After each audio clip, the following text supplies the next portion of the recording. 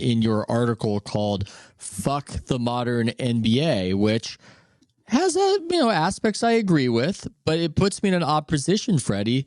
I who am often a critic of the modern NBA, I feel as though I am now beholden to defend it against some of your arguments. But let's get into some of the arguments first and some of how you're feeling, because I do think this resonated. It's a very strange time with the NBA. They signed this gazillion-dollar rights deal validating every decision financially, and yet there's an article on Slow Boring about how the NBA has an audience problem despite all this, and you're writing critically about them in this offseason. So what's up? What's grinding your gears about this modern NBA?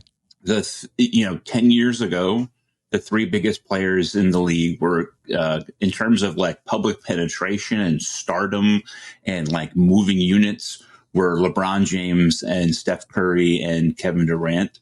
And today, 10 years later, the three biggest stars of the game are LeBron James and Steph Curry and Kevin Durant. There is obviously incredible players that are young and playing right now, like Anthony Edwards, who, is one of the only guys who I have ever sort of seen the Jordan comparisons actually making sense, just in terms of what he can do. But nobody knows who Anthony Edwards is, who isn't a big hoop head, right? You can't walk down the street and ask random people what they think about Anthony Edwards. I've made this point before. I think maybe I made it on this podcast, but there was a stretch of years in which, they do these big international polls about who the most recognizable human beings on the planet were. And there was a stretch of years where it was Michael Jordan, and more children could recognize Michael Jordan internationally than could recognize Santa Claus, right? Like, that's how big of a star we were talking about. Yeah. So we've got three guys who are near the end, no matter how you look at it. You have the best player in the game, Nikola Jokic. I like watching him play. I am perplexed that he so often expresses his deep distaste for playing basketball. And when he won the championship, and every interview was about how tiresome he found it all to be. Maybe the second best player in the league right now is Luka Doncic. He is a absolutely gifted offensive player. He plays horseshit defense, and I know that that's something that people say about all kinds of great players, is they just chalk it up to the defense. Nobody thinks he's good at defense, and he is never not yelling at the refs, at his teammates, at the other team's players, at the crowd. Like, he just will not shut the fuck up on the court. I find that sort of unpalatable. But you still have the same problem that the league has had for many years, which is the season is very long.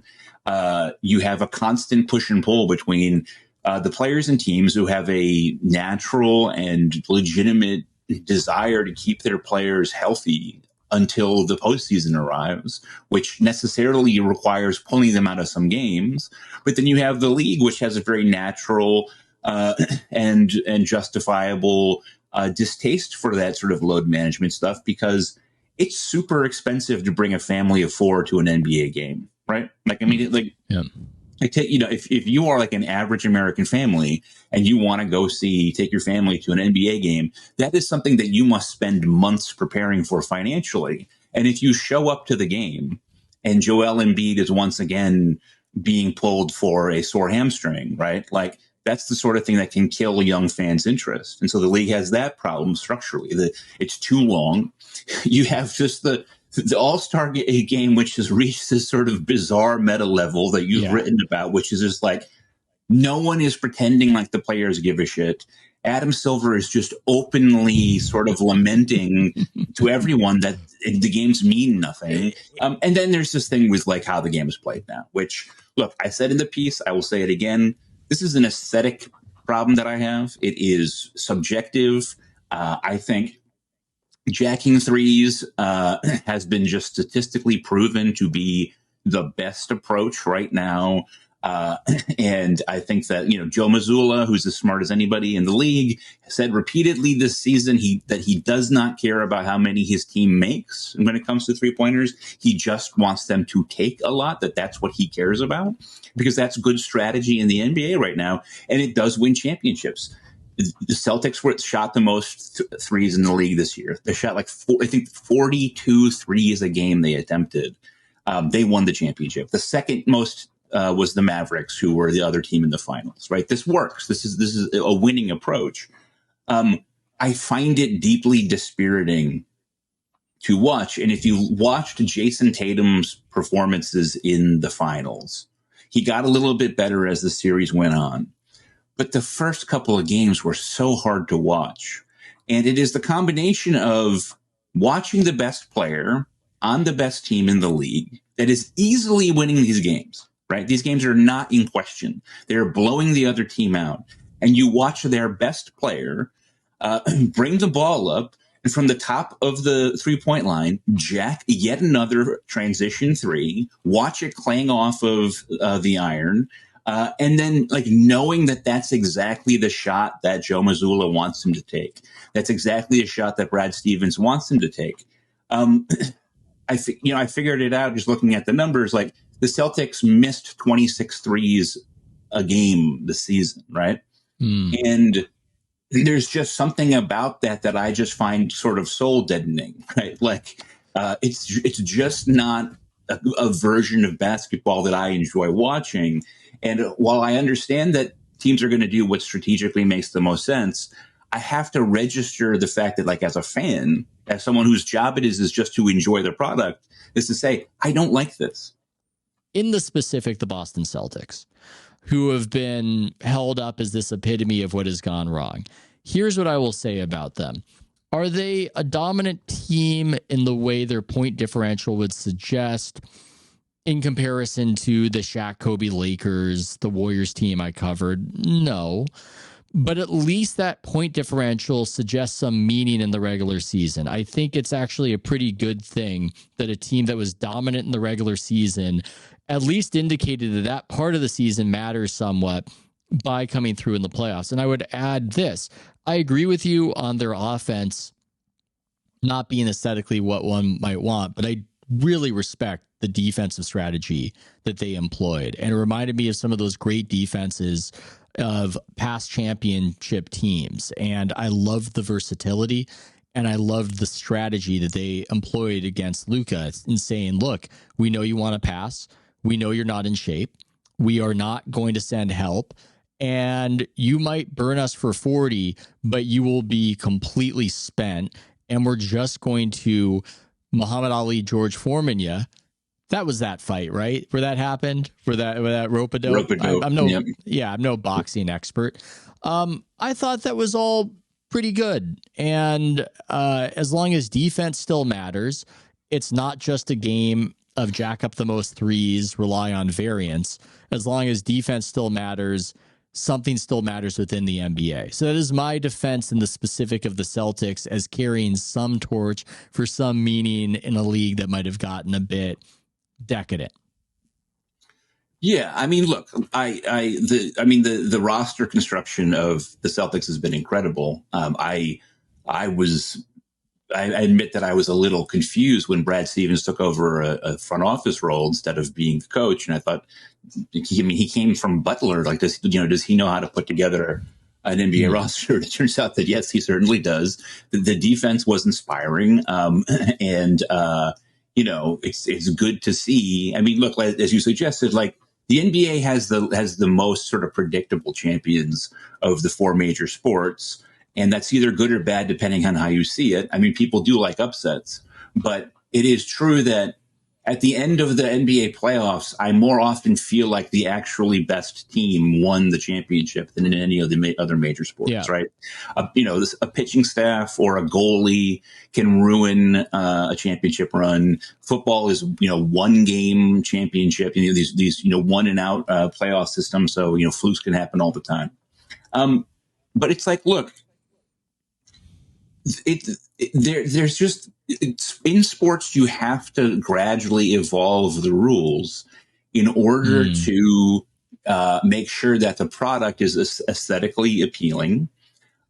This has happened recently with baseball, and while baseball still has a lot of problems, I think those changes were for the good, right? I mean, like baseball is just like a sort of identical situation where The statistical profiles correctly argued that it was all about the three true outcomes: a homer, a strikeout, or a walk, and which ended up seriously reducing play on the base paths, base paths, and in the field.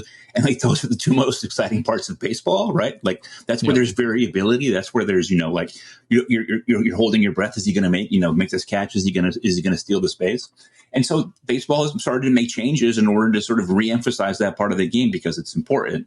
I got some very curious emails from people which were like, oh, but it's the integrity of the game. You can't mess up with the integrity of the game. But like, look, the Detroit Pistons won a championship that the league didn't want them to win, right? They beat the golden champion Los Angeles Lakers, and the league hated it, and they completely changed the rules of defense and how you could play.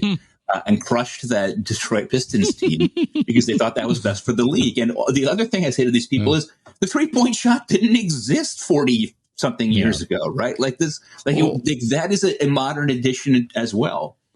Well, that's a funny thing. I keep making this point that games are just their rules, and you change the rules, you get a new game. People argue these things as though there's some platonic just basketball, like basketball, who would be the best basketball player, who would win at basketball. And yeah, you can sort of have those arguments, but there is this reality that the rules in the 1990s made basketball a very different game than the basketball that's played today. And the other funny thing about all this is that there are a lot of rules that are just in place due to inertia, and you could never institute them without some prior existence of something similar that you could scaffold. I mean, just imagine if the extra point didn't exist in the NFL and I came and suggested that. And I went, look, I was thinking that after you score the touchdown and you have the option to either take the 7 points or go for 2, how about you kick it through the uprights from this chip shot distance that will convert at a rate of like 98.7%. Like, what do you guys think about that? Like, that would just never, this is clearly, what's the word I'm looking for something that residue. It's residue from a bygone era is what we have today.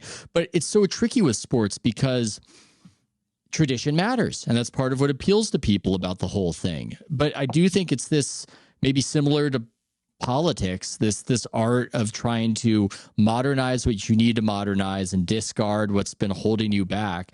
And I think that reflexively, it is funny when you see people who politically are very open-minded and progressive often do adopt this opinion, but the rules are the rules because of the rules, and the rules cannot be changed. I find that to be quite amusing. I like when they're trying to make changes in the right direction and try to align it with the incentives we want to have. There was, I'll give you this thought, which you might have read because it's one of your subscribers who left this comment.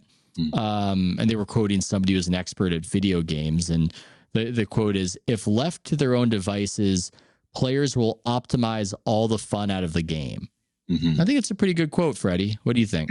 So it's called the meta in competitive video games. So like the meta is like, know this. Yeah. So like if you have a game like Overwatch, which is a game like it's like first person shooter, but you're in teams of 5 and everybody has different abilities, whatever.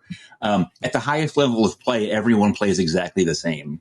And like what you have to do at any given time is called the meta, like the rules for how you play at the highest level. As people have pointed out, like that makes it not fun to watch, right? They tried to start an Overwatch league. They had a league, which you could watch these video games being played. And part of the problem was all the teams played exactly the same because they were all going according to the same optimized strategy. And what will happen in these games is that these video game companies will tweak the rules in order to change the meta. And then everybody scrambles around for a little while until they find out what's the most sort of optimized thing to do. And that's always the most fun, right? Is immediately after you change it because everybody's optimizing everything now.